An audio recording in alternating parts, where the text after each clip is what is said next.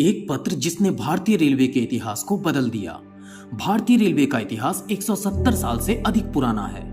भारत में पहली यात्री ट्रेन जो बोरी बंदर और थाने के बीच चली, जिसने 34 किलोमीटर की दूरी तय की। लेकिन क्या आप जानते हैं कि संचालन के 50 से अधिक वर्षों तक भारतीय रेलवे की ट्रेनों में शौचालय नहीं थे।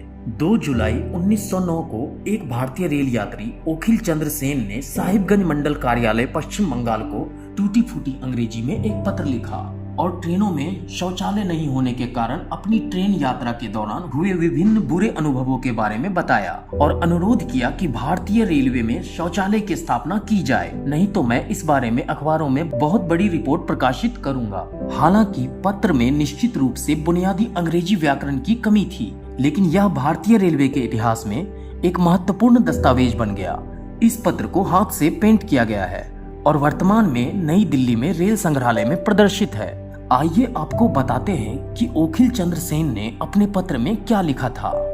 ओखिल लिखते हैं, प्रिय महोदय, मैं यात्री ट्रेन से अहमदपुर स्टेशन पर पहुंचा हूं और कटहल से मेरा पेट बहुत अधिक सूज गया है, इसलिए मैं शौच करने गया हूं। बस मैं शौच कर रहा हूं कि गार्ड ट्रेन के जाने के लिए सीटी बजा रहा है और मैं एक हाथ में लोटा और दूसरे हाथ में धोती पकड़ दौड़ रहा हूं। जब मैं गिर जाता हूं और प्लेटफॉर्म पर पुरुष और महिला के सामने मेरे सभी निजी अंग उजागर हो जाते हैं और मुझे अहमदपुर स्टेशन पर छोड़ दिया गया है। यह बहुत बुरा है। अगर यात्री शौच करने जाते हैं तो गार्ड उसके लिए 5 मिनट ट्रेन का इंतजार नहीं करता है, इसलिए मैं आपके सम्मान से जनता के लिए उस गार्ड पर बड़ा जुर्माना लगाने की प्रार्थना करता हूं। अन्यथा मैं इस बारे में अखबारों में बहुत बड़ी रिपोर्ट प्रकाशित करूंगा। किसी प्रसिद्ध व्यक्ति ने कहा है, जब आप अपने इरादों को पहचानते हैं तो शब्द महत्वपूर्ण नहीं होते।